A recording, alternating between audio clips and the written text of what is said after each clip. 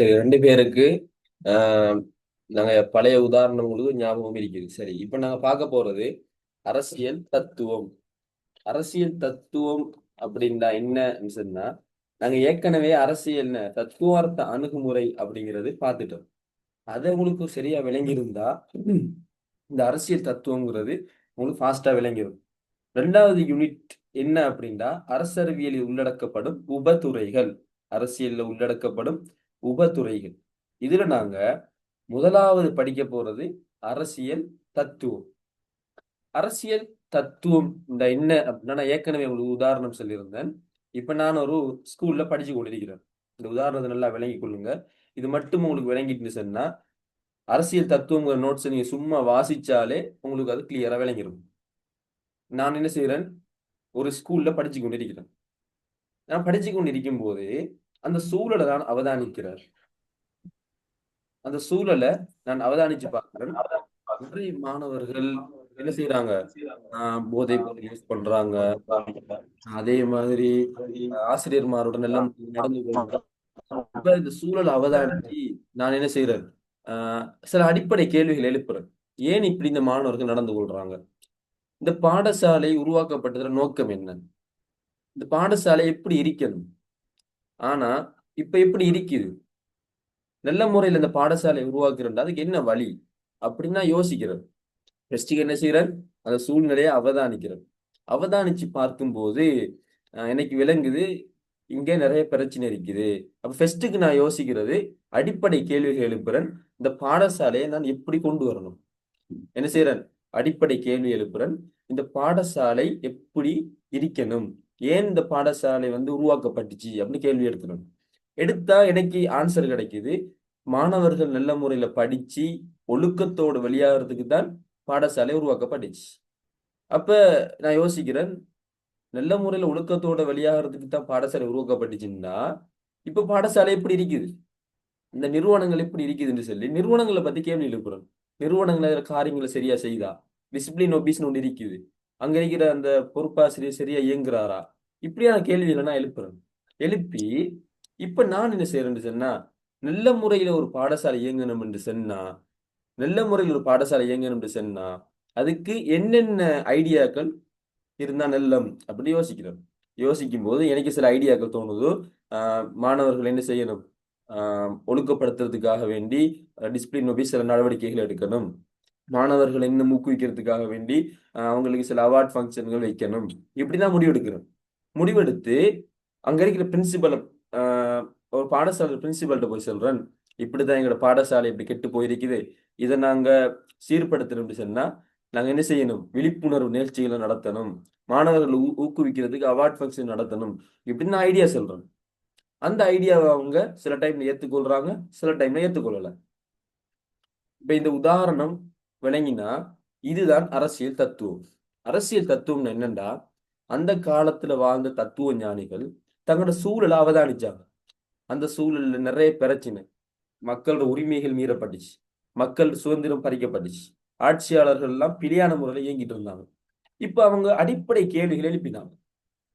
இந்த உலகம் ஏன் படைக்கப்பட்டிருக்கு? அரசுண்டா அது ஏன் உருவாக்கப்பட்டிருக்குது? இப்ப இந்த அடிப்படை கேள்விகள் எழுப்பினாங்க. எழுப்பும்போது அவங்களோட அந்த சிந்தனை சில விஷயங்கள் பட்டுச்சு. இந்த உலகம் இதுக்குத்தான் உருவாக்கப்பட்டுச்சு, இந்த அரசுங்கிறது இதுக்குத்தான் உருவாக்கப்பட்டுச்சுன்னு சொல்லி. அப்ப அவங்க திருப்பி கேட்டாங்க, அப்படி இதுக்குத்தான் இது உருவாக்கப்பட்டீங்கன்னு சொன்னா, ஏன் அப்படி நடக்காம இப்படி நடக்குது? ஏன் இந்த அரசியல் நிறுவனங்கள் சரியா இயங்கல?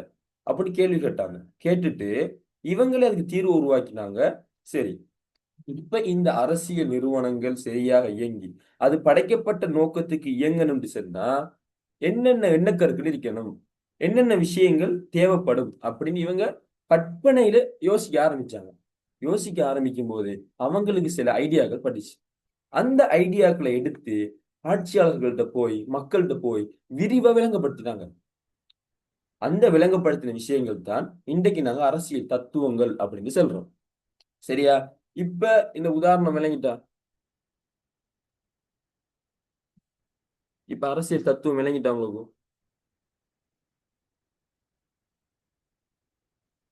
விலங்கல்லண்டா சொல்லுங்க, இன்னொரு உதாரணம் மூலமா நான் விளங்கப்படுத்துவேன். நாங்க எதுக்கும் பயப்பட தேவையில்ல. ஆஹ் நான் சொன்ன உதாரணமும் அரசியல் தத்துவம் உங்களுக்கு விளங்கிட்டா?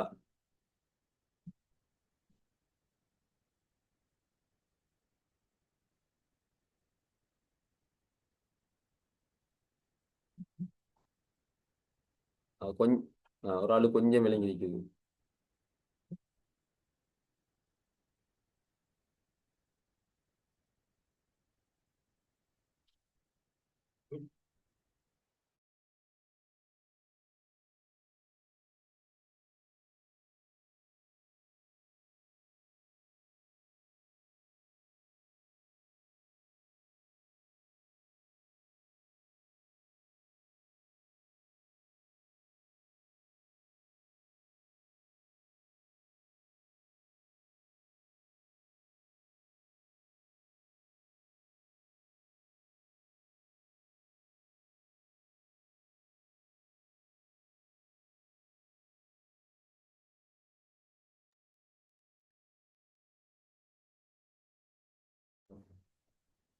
சரி, நாங்க தத்துவங்கிறத பார்த்து கொண்டிருக்கிறோம். உங்களுக்கு எல்லாருக்கும் விளங்கிட்டு, 2 பேருக்கு விளங்கல, பிரச்சனை இல்லை. இது கொஞ்சம் நல்லா அவதானிச்சு பாருங்க. இப்ப நான் இப்ப நீங்க என்ன செய்றீங்க? உதாரணமா நீங்க ஒரு இடத்துல இருக்கிறீங்க. நீங்க வந்து என்ன செய்றீங்க? ஒரு எப்படி சொல்றது? நீங்க உங்கள கற்பனை பண்ணிக்கொள்ளுங்க. நீங்க ஒரு பாடசாலைக்கு போறீங்க. உங்களுடைய ஸ்கூலுக்கு போறீங்க.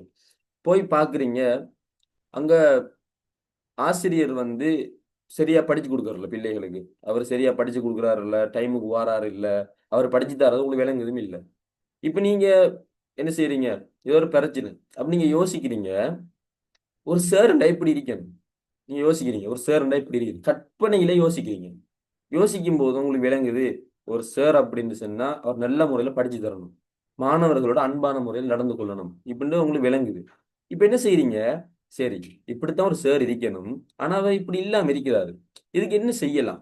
இப்படி கற்பனையில நீங்க யோசிக்கிறீங்க.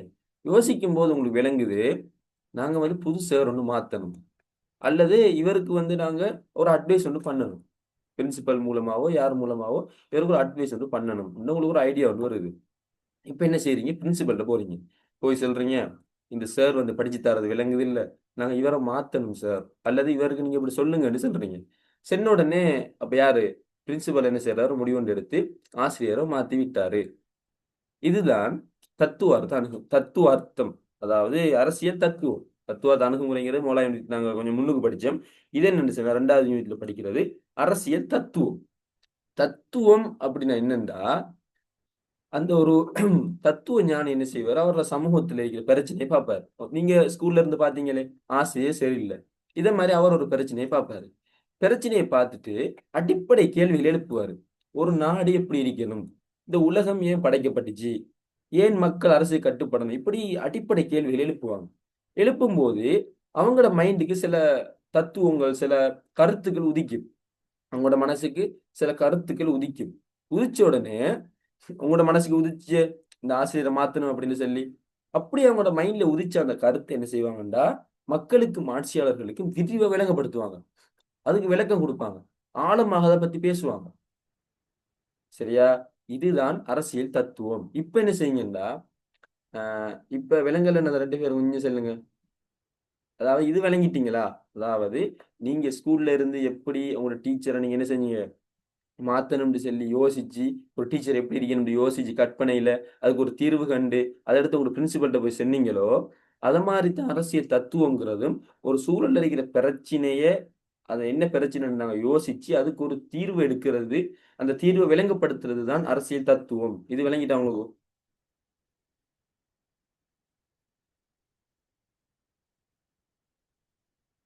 இப்ப விளங்கிட்டு. சரி. சரியா? இப்ப என்ன செய்யுங்கன்னா டக்குனு உங்களோட நோட்ஸ் இருக்கும் தானே? உங்கள்ட்ட நோட்ஸ் இருக்கும். அந்த நோட்ஸ் எடுத்து அரசியல் தத்துவங்கிறத ஃபாஸ்ட்டா வாசிங்க. டக்குனு வாசிங்க. நான் அந்த விளங்கப்படுத்தின விளக்கம், அந்த விளக்கத்தோட நீங்க வாசிச்சு பாருங்க ஒருக்கா. டக்குனு வாசிங்க.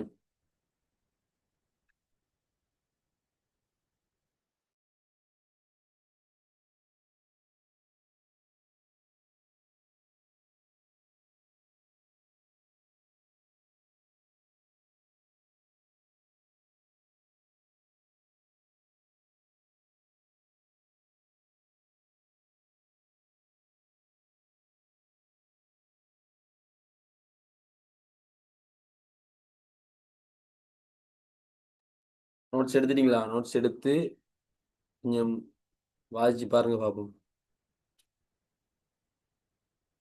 டக்குன்னு என்ன செய்யுங்க, உங்களோட நோட்ஸ் எடுத்து அதை வாசிச்சுட்டு அரசியல் தத்துவத்தை 2வது யூனிட்ல வாசிச்சு முடிச்சாக்கள், நான் வந்து நோட்ஸை வாசிச்சதுக்கு பிறகும் எனக்கு அது ஃபுல்லா விளங்கிட்டு, எல்லாமே விளங்கிட்டு அப்படின்னு சொல்றாங்க. திரும்ப மெசேஜ் போடுங்க, கிளியர் அப்படின்னு மெசேஜ் போடுங்க. அதாவது நான் சொன்ன உதாரணத்தோட நான் பேசின விளக்கத்தோட சேர்த்து நான் புக்கை வாசிச்சேன், என்ன நோட்ஸை வாசிச்சேன், எனக்கு இது விளங்கிட்டு கிளியர் அப்படின்னா கிளியர்னு போடுங்க. விளங்கலண்டா சொல்லுங்க, நான் என்ன செய்யறேன், புக்கை வாசிச்சு இருக்கா அதுல இருக்கிற விஷயங்களை சொல்லித்தாரேன்.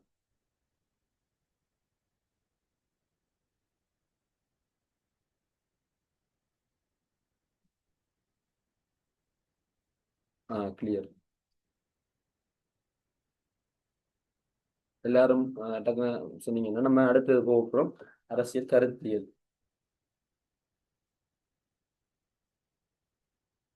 அரசியல் தத்துவ கிளியர். சரி, உங்களுக்கு விஷயம் கிளியர் தானே? இப்ப இதுல சில அறிஞர்களோட பெயர் பாடமாக்க வேண்டி வருது, சில விஷயங்கள் வருது, அதெல்லாம் நான் உங்களுக்கு எப்படி சொல்லி தருவேன். அதை அந்த மெத்தட்ல நீங்க இதுக்குள்ள இருக்கிற அந்த உள்ளுக்கு இருக்கிற விஷயங்களை நீங்க பாடமாக்கி கேளும். இதெல்லாம் ஸ்ட்ரக்சருக்கு வரலாம். இப்ப நான் சொன்ன உதாரணத்தோட நான் சொன்ன விளக்கத்தோட என்ன செஞ்சீங்க, நோட்ஸை வாசிச்சு பார்த்தீங்க, எல்லாருக்கும் கிளியர். தத்துவார்த்த அடிப்படை, தத்துவார்த்த அடிப்படை அரசியல் தத்துவம் ஒன்றுதானே. ஆஹ் தத்துவார்த்த அடிப்படை அப்படின்னா, இப்ப உங்களோட டியூட்ல தத்துவார்த்த அரசியல் தத்துவம் அப்படின்னு போடாம தத்துவார்த்த அடிப்படை அப்படின்னு போட்டிருக்கிறாங்க. உங்களோட டியூட்ல அரசியல் தத்துவம் அப்படிங்கிற தலைப்பு போடாம தத்துவார்த்த அடிப்படை அப்படின்ற தலைப்பு போட்டிருக்கிறாங்க.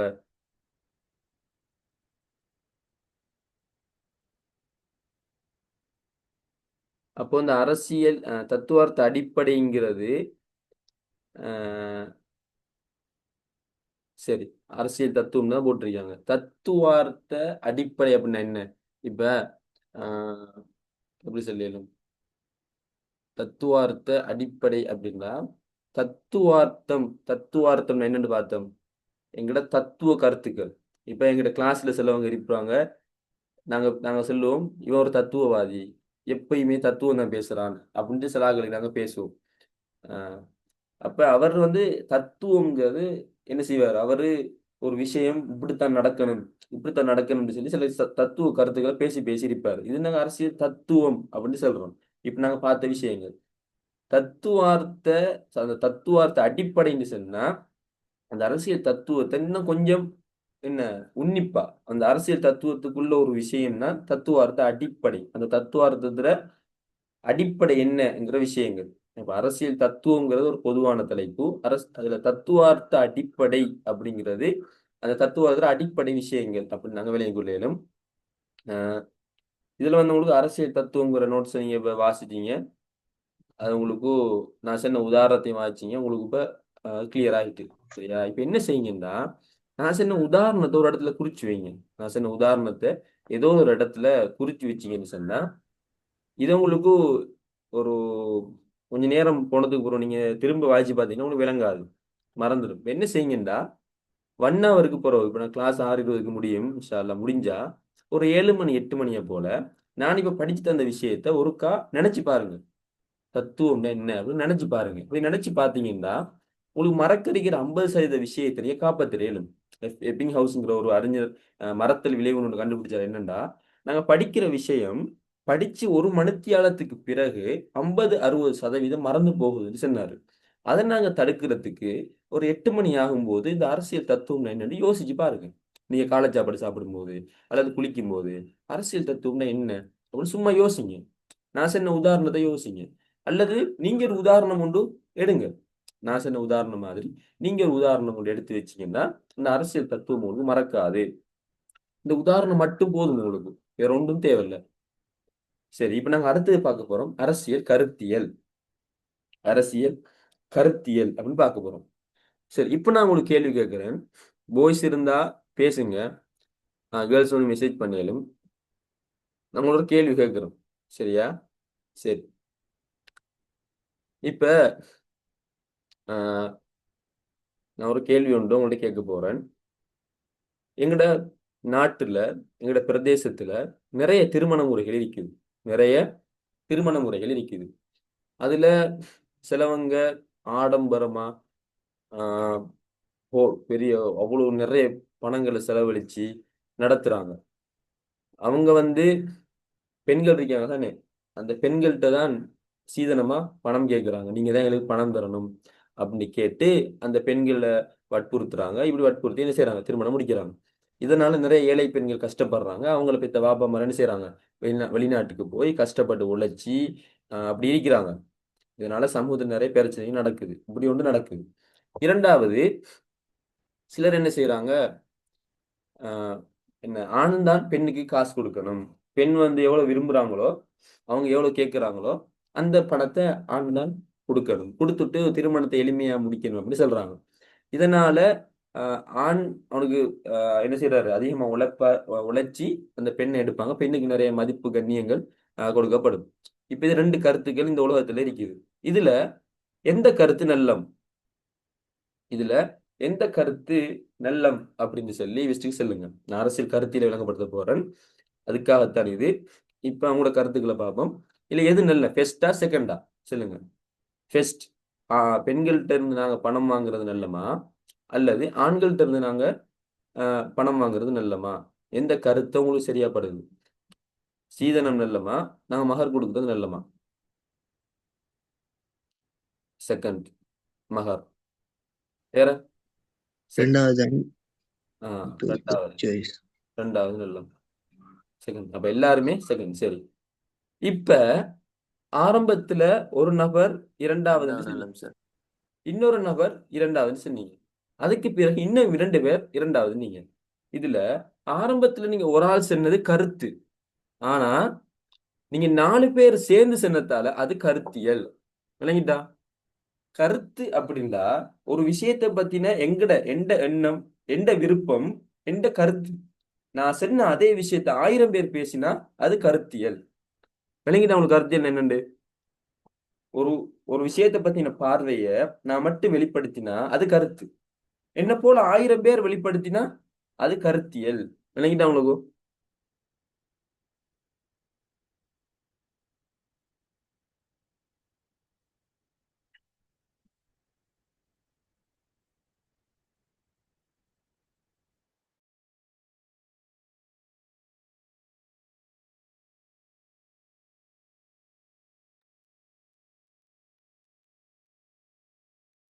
ஓகே, உங்களுக்கு விளங்கிட்டு கருத்தியல் தான் என்னன்னு விளங்கிட்டு. இப்ப பாருங்க, முஸ்லிம்களுக்கு தெரிஞ்சிருக்கும் எங்கட ஊர்ல ஜமாத்துகள் இருக்கும். தப்லீக் ஜமாத், தௌஹீத் ஜமாத் இப்படி இருக்கும். முஸ்லிம்களுக்கு தெரிஞ்சிருக்கும். இதெல்லாம் ஒரு கருத்தியல். பாருங்க, அவங்க வந்து இந்த மார்க்கத்தை அவங்க எப்படி பார்க்கறாங்க, இந்த மார்க்கத்துல இந்த வழிமுறையில நடக்கணும். இப்ப பாருங்க, தப்லீக் ஜமாத் இருந்தா அவங்களுக்கு சொல்லி சில நம்பிக்கைகள் இருக்கு, அவங்கள்ட்ட சில கருத்துக்கள் இருக்கு. அந்த கருத்துக்கள் அந்த ஜமாத்துல இருக்கிற எல்லார்ட்டையுமே இருக்கும். இதை பத்தி நிறைய அறிஞர்கள் பேசியிருப்பாங்க. அப்ப அது ஒரு கருத்தியல், அவங்களோட கருத்தியல். அதே மாதிரி தௌஹீத் ஜமாத் எடுத்தீங்கன்னா அவங்களுக்கு சொல்லி சில நம்பிக்கைகள் இருக்கும், அவங்களுக்கு சொல்லி சில விஷயங்கள் இருக்கும்.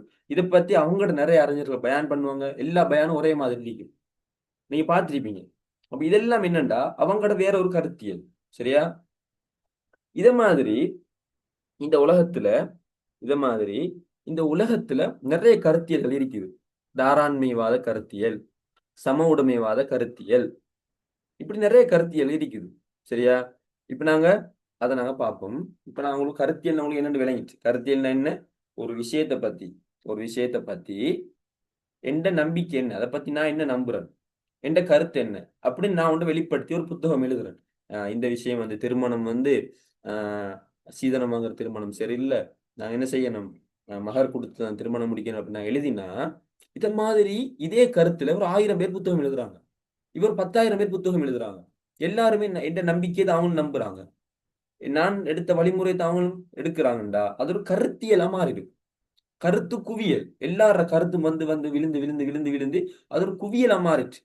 இதுதான் கருத்தியல். சரியா? இப்ப பாருங்க, உலகத்துல நிறைய கருத்தியல் இருக்கு. கருத்தியல் பண்பை நாங்க பார்ப்போம். பாருங்க, அவை ஒன்றோடொன்று இணைந்த கருத்துக்களின் தொகுதியாகும். அதாவது எந்த கருத்து மாதிரி இன்னொரு ஆளோட கருத்து இணைஞ்சு கொள்ளும். அப்படி இணைஞ்சு இணைஞ்சு இணைஞ்சு இணைஞ்சு ஒரு நெட்வொர்க் மாதிரி, ஒரு வலையமைப்பு மாதிரி மாதிரி ஒரு கருத்தியலா மாறும். இப்ப கால்மார்க்ஸ், அதாவது கால்மார்க்ஸ் ஒரு விஷயத்தை சொன்னாரு. அதே விஷயத்த, அதே கருத்தியலை யார் கொண்டிருந்தாங்க? லெனின் கொண்டிருந்தாரு. அதே கருத்தை இன்னொரு ஆள் கொண்டிருந்தாரு. சேகுவாரோ உங்களுக்கு தெரிஞ்சிருக்கும், அவர் கொண்டு இருந்தாரு. அப்ப இவங்க எல்லாரும் அந்த ஒரே கருத்தை கொண்டு கொண்டு கொண்டு இருந்ததால இலங்கையிலேயும் என்ன செஞ்சாங்க? இடதுசாரி கட்சி கொண்டு இருந்தாங்க. ஏய் குணசிங்க அவர் அந்த கருத்தை கொண்டு இருந்தாரு. அப்ப இதெல்லாம் சேர்ந்து அப்படியோ கருத்தியலா மாறும். சரியா? ரெண்டாவது பண்பு பாருங்க. அந்த அரசியல் கருத்தியல் என்ன செய்யும் சொன்னா, ஒரு ஊர்ல இருக்கிற ஒரு சின்ன குழுக்கள் இருக்கு. அவங்கட இலட்சியம், அவங்கட நம்பிக்கை, அவங்கட தூர நோக்கு எல்லாத்தையும் இது மாத்தும். பாருங்க, இப்ப நான் இருக்கிறேன், நானும் என் ஃப்ரெண்ட்ஸும் இருக்கிறோம். அப்ப நாங்க என்ன செய்யறோம்? பயான் கேட்கிறோம். பயான் கேட்கும் போது எங்களுக்கு தௌஹீத் ஜமாத்துல பயான் ஒரு உதாரணம் பிடிச்சிட்டு வைங்களேன். இப்ப அவங்கட அந்த கருத்தியல் மூலமா எங்கட நம்பிக்கைகள் மாத்தப்படுது. நாங்க என்ன செய்யறோம்? எங்கட நம்பிக்கைய அவங்கட நம்பிக்கைக்கு எதிராக மாத்துறோம். எங்கட தூர நோக்க அவங்கட தூர நோக்கு என்னையோ அதை மாதிரி நாங்க மாத்துறோம். இதுல இருந்து அரசியல் கருத்தியல் ரெண்டாவது பண்பு என்னன்னு சொன்னா, அது சிற்சில குழுக்கள்ற நம்பிக்கை, இலட்சியம், தூர நோக்கு அது எல்லாத்தையும் அந்த கருத்தியலுக்கு ஏத்த மாதிரி மாத்தும். சரியா? இது ரெண்டாவது. அதே மாதிரி சமூக குழுக்கள் அரசியல் செயற்பாட்டுல ஈடுபட வைக்கும். இப்ப நான் என்ன செய்யறோம்? அந்த கருத்தியலுக்கு ஏத்த மாதிரி அதுல கொஞ்சம் டீம் சேருவாங்க. சேர்ந்துட்டு அதுல ஈடுபட ஆரம்பிப்பாங்க. இப்ப நீங்க என்ன செய்யுங்க? டக்குனு அரசியல் கருத்தியல் நோட்ஸை வாசிங்க. வாசிச்சுட்டு என்ன உங்களுக்கு விளங்கிட்டேன்னு சொல்லுங்க. ஏண்டா இது கொஞ்சம் விளங்குறது கஷ்டமான விஷயம். அரசியல் கருத்தியல், கருத்து குவியல் இருக்கும், அப்படி இப்படி நிறைய இருக்கும். ஆனா நான் சொன்ன உதாரணத்தை நல்லா மைண்ட்ல வச்சுட்டு டக்குனு என்ன செய்யுங்க? அரசியல் கருத்தியல் நோட்ஸை வாசிங்க. வாசிச்சுட்டு கிளியர் இருந்துச்சுன்னா கிளியர்னு போடுங்க. கிளியர் இல்லைன்னா சொல்லுங்க, நான் இன்னொரு உதாரணம் சொல்லி நாங்க பார்த்துறேன்.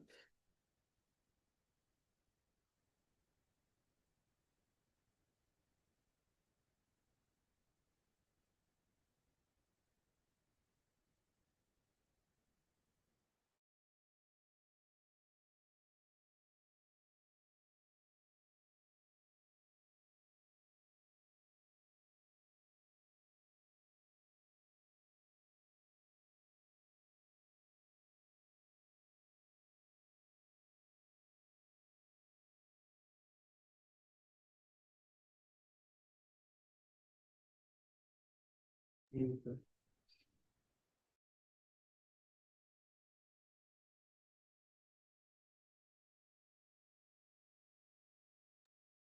ஒரு ஆள் கிளியர்னு போட்டீங்க. அரசியல் கருத்தியல நான் விளங்கப்படுத்தின விளக்கத்தோட என்ன செஞ்சீங்க? நோட்ஸ்லையும் வாசிச்சுட்டு கிளியரா பண்ணி போடுறீங்க.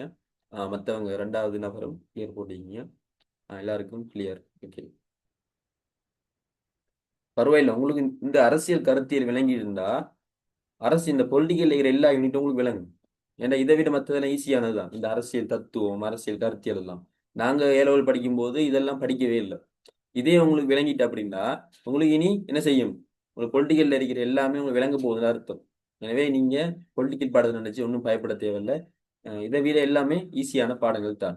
அஹ் அரசியல் அமைப்புன்ற ஒரு பாடம் இருக்கு, 7வது யூனிட் 8வது யூனிட், அதெல்லாம் வெறும் கதை தான்.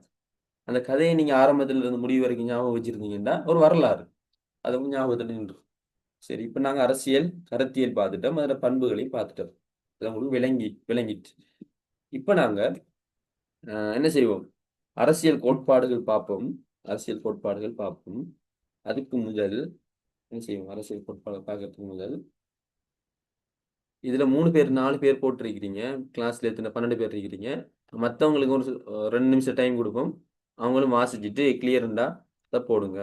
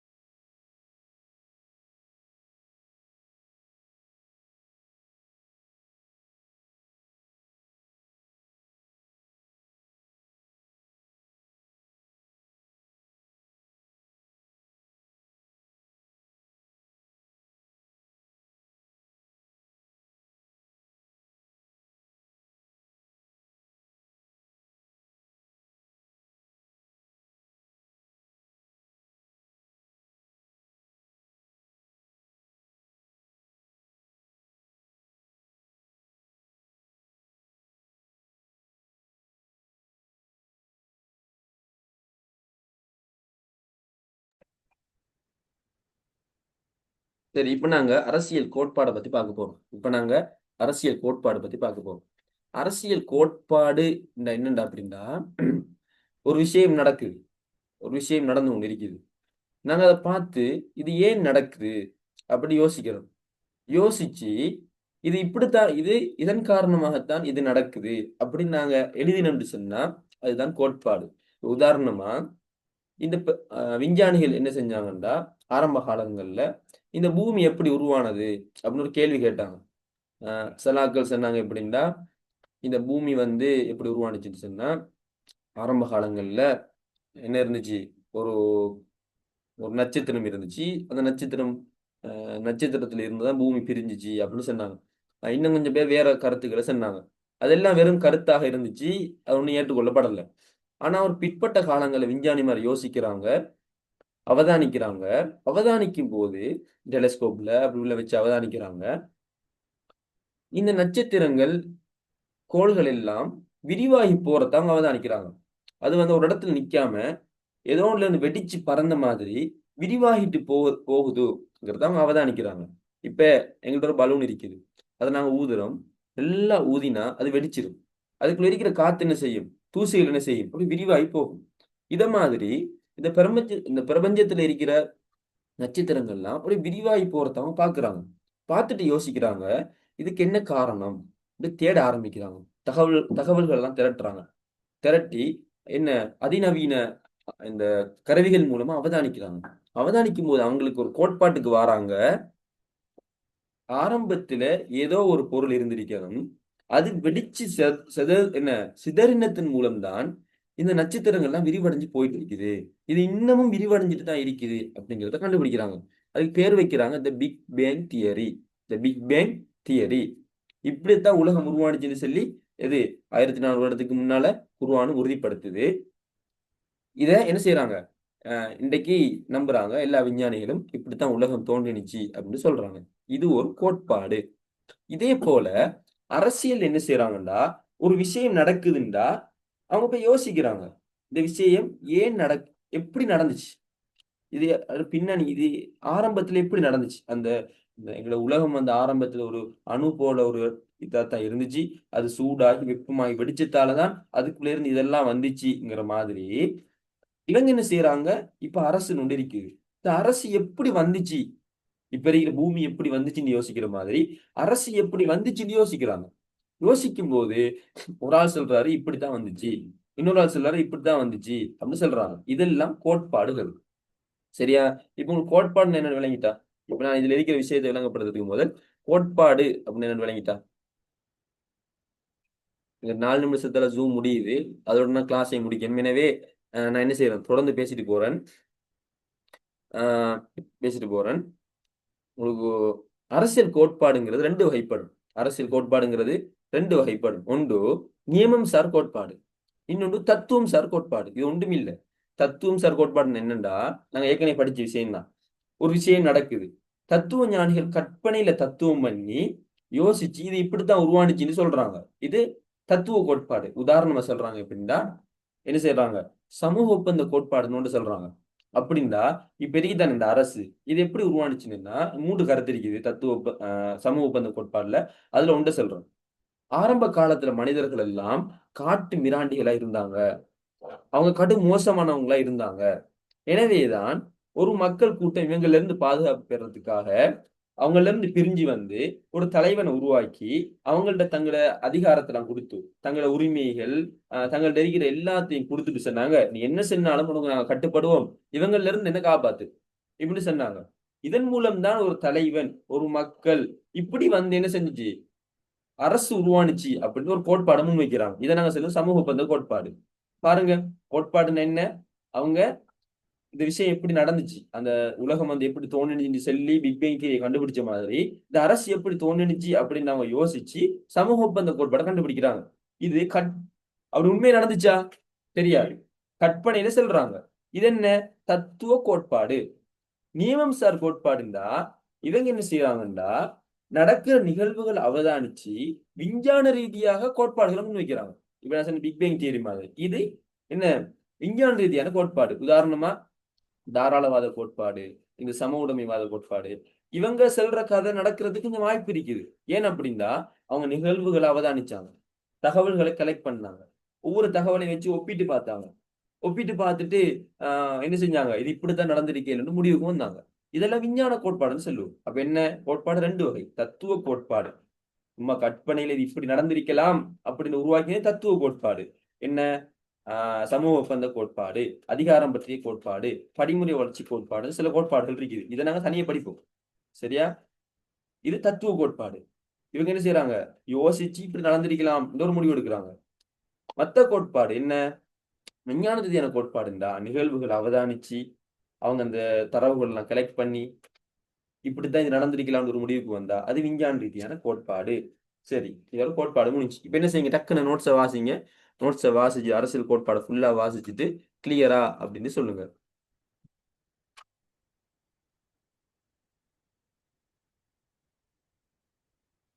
இன்னும் 1 மினிட்ல முடிய போகுது. என்ன செய்யுங்க, நீங்க அது வரைக்கும் வாசிங்க. வாசிச்சுட்டு கிளியரா அப்படின்னு சொல்லி எனக்கு பிரைவேட்டா மெசேஜ் போடுங்க. மெசேஜ் போடுங்க. நான் உங்களுக்கு கிளியர் இல்லாதாக்களுக்கு பிரைவேட்டா விளங்கப்படுத்துவேன். இப்ப நாங்க இன்னைக்கு 2வது யூனிட்ல அரசியல் தத்துவம் படிச்சிட்டோம். உங்களுக்கு விளங்கிட்டு, நோட்ஸை வாசிச்சு உங்களுக்கு விளங்கிட்டு, அரசியல் கருத்தியல் படிச்சிட்டோம், அதுவும் உங்களுக்கு விளங்கிட்டு, அந்த உதாரணத்தை எழுதி வச்சுக்கொள்ளுங்க. அடுத்தது என்ன, அரசியல் கோட்பாடும் படிச்சிட்டோம், அதுவும் உங்களுக்கு விளங்கிட்டு. இப்ப என்ன செய்ய போறீங்க, இந்த 3 விஷயத்தையும் திரும்ப ஒருக்கா நான் கிளாஸ் முடிஞ்ச உடனே வாசிக்க போறீங்க. வாசிச்சுட்டு என்ன செய்வீங்க, ஷார்ட் நோட்ஸ் எடுப்பீங்க. நீங்க உங்களோட விஷயத்தை பார்த்து ஷார்ட் நோட்ஸ் எடுப்பீங்க. இப்ப நீங்க திரும்ப நோட்ஸ் எல்லாம் படிச்சுட்டு தேவையில்லை, திரும்ப ஷார்ட் நோட்ஸ் தான் படிக்கணும். ஷார்ட் நோட்ஸ் எடுப்பீங்க. ஷார்ட் நோட்ஸ் எடுத்துட்டு என்ன செய்வீங்கடா, அப்படியே வச்சுட்டு ஒரு 8 மணி 9 மணி அப்புறம் நம்ம படிச்ச விஷயத்த நினைச்சு பார்ப்பீங்க. சும்மா நினைச்சு பார்ப்பீங்க. நினைச்சு பார்க்கும்போது ஞாபகத்துக்கு வரும். வந்தா 50% மறக்கிற இந்த விஷயத்தை நீங்க தவிர்த்திடலாம். இப்ப அந்த விஷயத்தை என்ன செய்யுங்க, ஒரு 2 நாளையால திரும்ப ஒருக்கா நினைச்சு பாருங்க. அந்த நோட்ஸ் எடுத்து ஒருக்கா பாருங்க. ரிவிஷன் பண்றதுக்கு ஒரு தனி டைம் வைங்க உங்களோட ஷெட்யூல்ல. அதுக்கு பிறகு ஒரு கிழமைக்கு ஒருக்கா அதை எடுத்து பாருங்க. திரும்ப ஒரு 2 கிழமைக்கு பிறகு அதை எடுத்து பாருங்க. திரும்ப ஒரு மாசத்துக்கு பிறகு அந்த நோட்ஸ் எடுத்து பாருங்க. திரும்ப 3 மாசத்துக்கு பிறகு அதை எடுத்து பாருங்க. திரும்ப 6வது மாசத்துக்கு பிறகு அதை எடுத்து பாருங்க. உங்களுக்கு அது லாங் டேர்ம் மெமரிக்கு போய் தரும். எக்ஸாம் எழுதும் வரைக்கும் நிற்கும். எனவே ஓட்டர் ஃபைல நீங்க என்ன செய்யுங்க, எதையும் தண்ணியை நிரப்பிடாதீங்க. அது வேஸ்ட் எங்களுக்கு. என்ன, ஒன்றை ரிவிஷன் பண்ணாம நீங்க படிக்கிறதெல்லாம் ஓட்ட பையில நிரப்புற மாதிரி தான், அதுல யூஸே இல்லை. எனவே என்ன செய்யுங்க, நீங்க ஓட்ட பையில நிரப்பாம ரிவிஷன் பண்ணி நல்ல ஒரு பையில நீங்க படிக்கிறத நிரப்பி